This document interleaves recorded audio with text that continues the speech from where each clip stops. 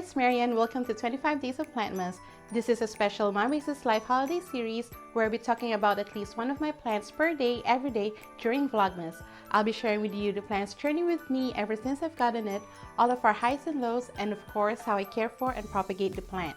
So let's go check my plant vent calendar and see which one of my plants I'll be sharing with you today. Today is day 24 of 25 Days of Plantmas. And the plantmas of the day is my neon pothos. So this is my neon pothos, the very last pothos that I am featuring in my 25 Days of Plantmas, but certainly not the least. This neon pothos is probably one of the last pothos that I got for my pothos collection. It's not very common in my area, and I actually haven't seen it being sold in my area. So I got this one while I was in New York, and I found it into New York Chinatown shops, and I got the first one for $5 and the other one was part of a plant bargain for $20. So it's probably also cost around $4 or $5. So this is actually two plants in one that I put into this planter, and when I first got this I actually wasn't really noticing it that much. I just let it be because it's kind of like one of those pothos that I think I should have because everybody has it, but it wasn't really something that I really wanted at first, but now I have grown to appreciate it, and now it has starting to trail as well, which is amazing. And this neon pothos is actually slightly variegated.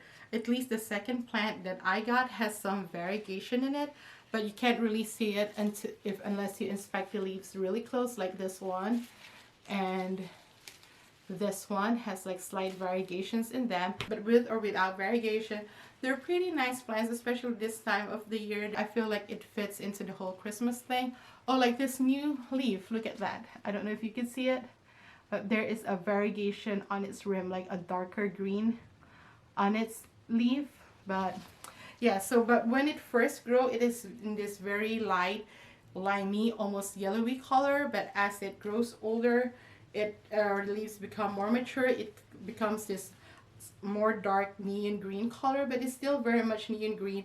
And if I pull back my philodendron Brazil over here, you can see the difference in the color between the mature neon pothos and a regular green leaf. So you can still pretty much tell it is a neon pothos even if the leaves are mature.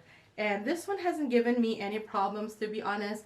And among all of my pothos, this one is the best at telling me when it needs water. I just don't go by with the soil with this one, because with this type of pot, it's really hard to tell whether the soil is dry or not. I can probably feel the top inch or two when it's dry, but I can't tell if the whole thing is dry. So the way I tell that this needs water is when I look up in the foliage and I can see the soil without parting the leaves. So when I can see the soil without parting the leaves, that's when I know that this plant needs water. So, and this is the only pothos that does that. So I really appreciate this one telling me when it exactly needs water, because with my other pothos, it's a bit of a guessing game and a learning curve with them to find out whether they need watering or not.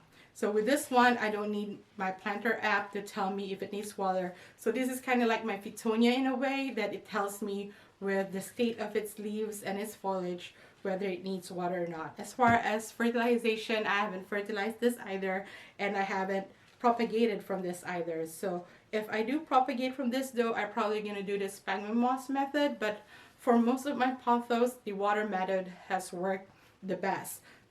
But for this one, I think this will be more like the Marble Queen, where water propagation has worked better for it. So I think this one would also take more to water propagation as opposed to sphagnum propagation. Although this is just a gut feeling, there's no really evidence or scientific knowledge behind that. It's just like a gut feeling that I have with a plant, but I'm pretty sure either method would work for this plant when it comes to propagation.